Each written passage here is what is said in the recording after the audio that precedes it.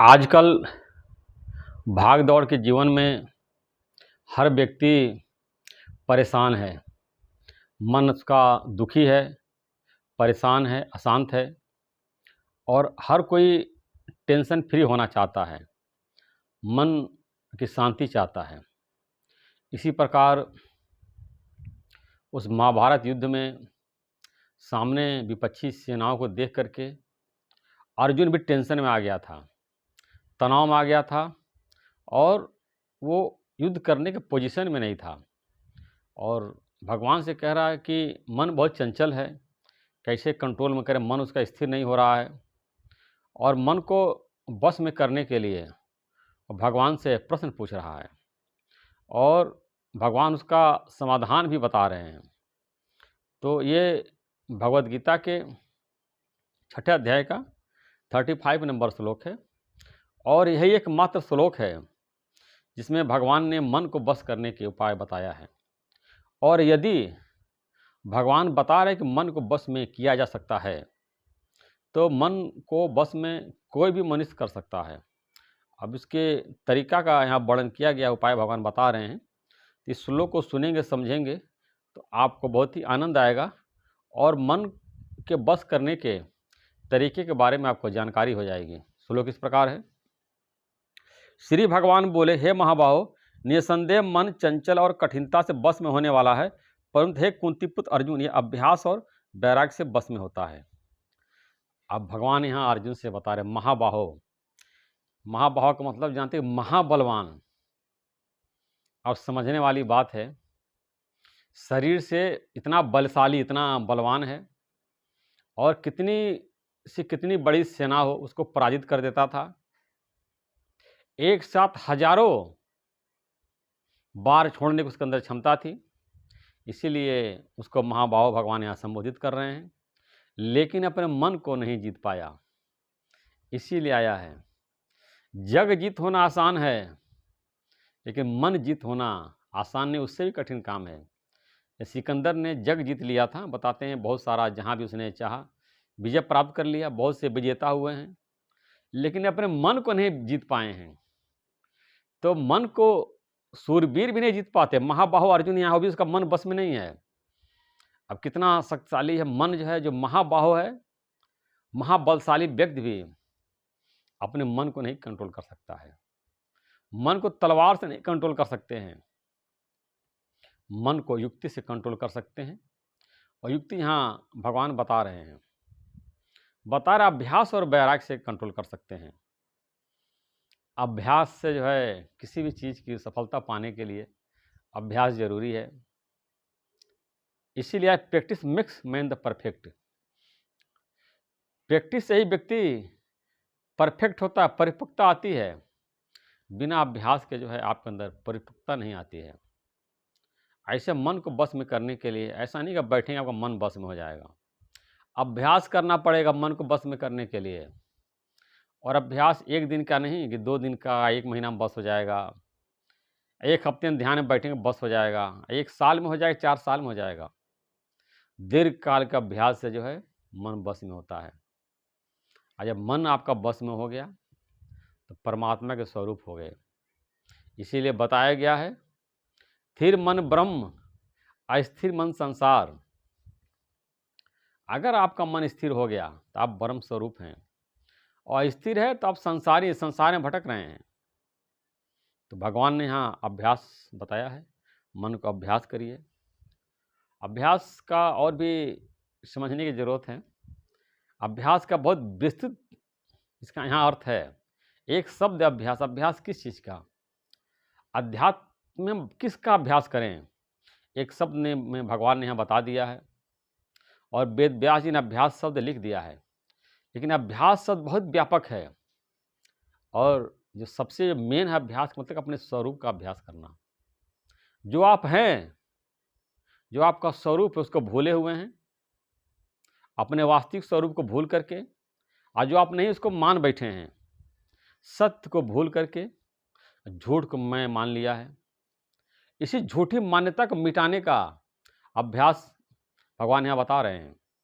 जो आपने झूठी मान्यता दे रखी है कि मैं शरीर हूँ, जो आप नहीं हैं, नाम जो माता पिता ने रख दिया, या आपका रमेश नाम है, दिनेश नाम है, जो आपने मान लिया है, इसी मान्यता को हटाने का अभ्यास करना है कि मैं शरीर नहीं हूँ, मैं मन नहीं, मैं चेतन आत्मा हूँ, मैं शरीर का साक्षी हूँ, मैं मन का साक्षी हूँ, मन में विचार आ रहे हैं, जा रहे हैं, मैं उसको देखने वाला हूँ। ऐसा जो अभ्यास करेंगे, दीर्घकाल का अभ्यास, कोई समय नहीं लिखा हुआ शास्त्र में, दीर्घकाल शब्द लिखा हुआ है, लंबे समय तक अभ्यास करेंगे, लगातार अभ्यास करें, निरंतर प्रयत्न करेंगे, क्रम से अभ्यास करेंगे, आपके मन आपके बस में आ जाए, पकड़ में आ जाएगा। जो विचार चाहेंगे वो विचार चलेगा, और जो विचार नहीं चाहेंगे वो नहीं चलेगा। ऐसी अवस्था आपकी हो सकती है, लेकिन उसके लिए आपको अभ्यास करना पड़ेगा। यहाँ वैराग्य बताया, वैराग्य भी बहुत व्यापक शब्द। वैराग्य किससे लेना है? वैराग्य जो है, मन जहाँ जहाँ भाग रहा है उससे वैराग्य। कहाँ भाग रहा है? संसार में भाग रहा है। पूरा संसार मिथ्या है, जीरो है, शून्य है, कहाँ भाग रहा है? किसी शरीर में भाग रहा, शरीर नष्ट होने वाला है। बताते हैं कि 100 साल में 500 करोड़ जो है शरीर पैदा होते मर जाते हैं। 500 करोड़ लोग व्यक्ति की मृत्यु हो जाती है। सबका जीवन जो है गिनती के हैं। अब देख लीजिए, कोई भी 70 साल 80 साल जीता है तो एक साल में 365 दिन होते हैं। तो अगर आप देखते हैं कोई 100 साल भी अगर जी रहा है तो कितना, 36,500 दिन। और 50 साल के बाद लोग सत्संग में आते हैं तो 18,000 कह लीजिए, 250, उसमें कितना सोने में निकल गया, कितना नहाने धोने खाने में निकल गया, कितना पैसा कमाने में निकल गया। ध्यान के लिए कितना कम समय बचता है, कितना कम समय अभ्यास करने के लिए। लेकिन इस जो मिथ्या शरीर के लिए, संसार को पकड़ने के लिए मनुष्य प्रयत्न कर रहा, स्वरूप को जानने के लिए प्रयत्न नहीं कर रहा है। तो वैराग्य लेना संसार से। ये जो भी संसार दिखाई देता है परिवर्तनशील है, छूटने वाला है। संसार मतलब सरक रहा, अनित्य है, मिथ्या है, झूठा है, परिवर्तनशील है, नाशवान है, नष्ट होने वाला है, रात के सपने के समान है। जब ऐसा आप बार बार इसका वैराग्य लेंगे, संसार से, संसार के भोगों से वैराग्य लेना है। जो भी भोग हैं ये रोग हैं। ये शास्त्रों का महावाक्य है, संपदा आपदा। जितनी संपदा बढ़ेगी उतनी आप पर आपदा आएगी। आपके पास प्रॉपर्टी आएगी, चोरों की आप पर नज़र होगी, आपके दुश्मन ज़्यादा हो जाएंगे, आपको प्रॉपर्टी हथियाने की कोशिश करेंगे, दुनिया भर की लड़ाई झगड़ा, टेंशन बवाल बढ़ता है। जितनी संपदा उतनी आपदा, जितने भोग उतने रोग। विषयों की तरफ भोगने के लिए भाग रहा, आपको रोगी बना रहा है। शरीर के निर्वाह के लिए थोड़ा सा अन्न की ज़रूरत है, आहार की ज़रूरत है। बहुत सस्ता सात्विक अन्न जो है। कपड़े भी जो है कॉटन कपड़े आदि पहनता है, वो भी बहुत सस्ता है। मकान भी जो है 2-4 कमरे के मकान में रहता है, वो भी बहुत ज़्यादा नहीं, हर व्यक्ति कर लेता है। लेकिन व्यक्ति के अंदर जो हवस, उसकी कोई सीमा नहीं है। चाहता है कि सब मेरे पास ही आ जाए, मैं ही संसार का सारा धन इकट्ठा कर लूँ, सारा प्रॉपर्टी सबसे ज़्यादा मेरे पास हो, सबसे बड़ा मेरा बंगला हो, सब जगह मेरा नाम हो, मेरा। ये सब झूठा है। इन्हीं सब से वैराग्य लेना। संसार मन यही भटक रहा है, इन्हीं सब बातों को लेकर टेंशन में लगा, 99 के चक्कर में पड़ा हुआ है। 99 के चक्कर आप लोग को हम बता रहे हैं। एक बार एक राजा के पास एक नाई आता था और दाढ़ी राजा का बनाता था रोज़ जो है। अब राजा साहब से डेली नाई आता था, दाढ़ी बनाता, पैर दबाता था, उनका मालिश करता था। एक दिन नाई आया तो बहुत चिंतित था, वो बहुत दुखी था। तो राजा ने पूछा, क्या बात है, तुमको किस बात की टेंशन है? कहा कि मेरे पास जो है 9 थैली सर्फी के घर में पड़ी मिली थी और मैं चाहता हूँ 10 हो जाए, और कैसे भरूँ, मुझे टेंशन हो गया है। कहा, जब तेरे पास सर्फी नहीं थी तो कितना खुश था, प्रसन्न था, कितना तू आनंद में था, और जब 9 सर्फी आने के बाद भी तुम दुखी हो गए हो। मच वांट्स मोर, जितना ज़्यादा होता है हमको और पाने की इच्छा होती है। गरीब आदमी की इच्छाएँ बहुत कम है। सोचता है कपड़े हो जाएँ, बनियान हम खरीद लें, चड्डी खरीद लें, साइकिल खरीद लें, या कहीं जगह खाली में जाए झोपड़ी बना लें, इतनी उसकी इच्छाएँ हैं। अमीर आदमी महल है और बड़ा महल हो जाए, इससे बड़ा हो जाए, 4 हो जाए, 5 हो जाए, मेरी 10वीं पीढ़ी क्या खाएगी, इसके बारे में लेकर टेंशन में, परेशान में है। तो राजा ने कहा कि तुम वो थैली जो है तुरंत फेंको, तब तुमको जो है शांति मिलेगी, नहीं तो शांति नहीं मिलेगी। अब फिर वो गया जो है, ये समझाने का दृष्टांत है, गया और सारा थैली जो है उसने तुरंत फेंका, सर्फी का जो है, जाके खेत में फेंक आया, तब जाके उसको दिमाग में शांति मिली और प्रसन्नता आया।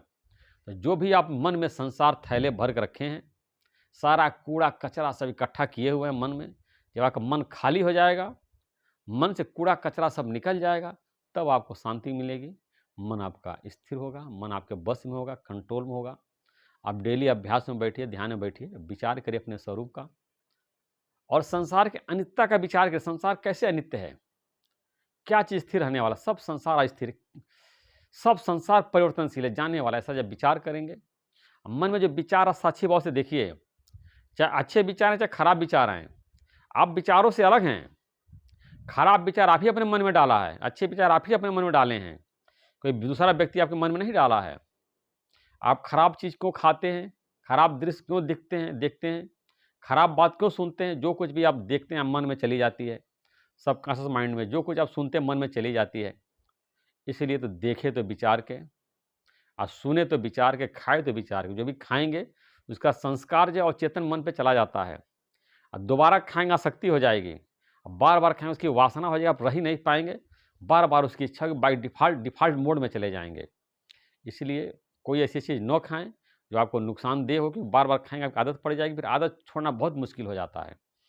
तो अगर भगवान कह रहे हैं बस में मन किया जा सकता है, तो मन बस में कंट्रोल किया जा सकता है, भले वो पूर्ण से तेज गति से चल रहा है, लेकिन अगर आपका मन जो है अपने स्वरूप में स्थिर हो जाए, अपने स्वरूप को जान ले, तो मन स्थिर हो जाएगा। मन जब तक संसार में भाग रहा है, मन स्थिर नहीं होगा। संसार में कहीं भी मन स्थिर नहीं होगा। मन सिर्फ एक ही जगह स्थिर होगा, वो आपका स्वरूप है, और जब तक संसार में भटक रहा है, तब तक उसको जो है स्थिरता नहीं मिलेगी। एक बार एक दृष्टांत और बताते हैं। एक बार एक राजा जो है एक संत के आश्रम में पहुंचा। संत ध्यान में मग्न थे और लोग नीचे बैठे हुए थे, उनको देख रहे थे। राजा भी थोड़ी देर खड़ा रहा, फिर चला गया। फिर संत की नींद टूटी, तो संत ने लड़के से पूछा कि कोई आया था क्या? कहा हाँ, राजा साहब आए थे। तो चले गए? हाँ चले गए। तो क्या उनको बैठने के लिए आसन नहीं दिया? कहने आसन नहीं दिया। सोचे यहाँ था ये भी बैठ जाएंगे, क्या राजा के नीचे बैठता है? तो आसन सिंहासन में बैठता है। ऐसे मन जो है सिर्फ अपने स्वरूप में ही स्थिर होगा, बताने के लिए है। संसार में मन स्थिर नहीं हो, संसार में मन बैठेगा भटकता रहेगा। मन सिर्फ अपने स्वरूप में जहाँ से उत्पन्न हुआ उसी में लीन होगा। जिससे उपजा नान का लीन ताही में जान, मन जिससे उत्पन्न हुआ उसी में लीन होगा। मन आत्मा से उत्पन्न हुआ और आत्मा में ही स्थिर हुआ, आत्मा में ही लीन होगा, संसार में लीन नहीं होगा। तो जब मन जब अपने आस्तिक स्वरूप को जान लेता है और संसार के मिथ्यात्व को समझ लेता है, तो मन स्थिर हो जाता है। इसीलिए राजा जनक ने बताया है कि सारे संसार को मिथ्या समझने से मेरे मन को ऐसी शांति है जैसा कि लंगोटी धारण करने वाले सन्यासी को भी नहीं है। जब सारे संसार को मिथ्या समझ लेते हैं, शरीर से ही सारे संसार को मिथ्या समझ लेते हैं, झूठा समझ, नकली समझ लेते हैं, तब जब आपका मन जो है अपने स्वरूप में स्थित हो जाता है, अब मन संसार में भागना बंद हो जाता है, हमेशा अपने स्वरूप में स्थित रहता है और आत्मा आनंद में रहता है, मन उसका स्थिर हो जाता है।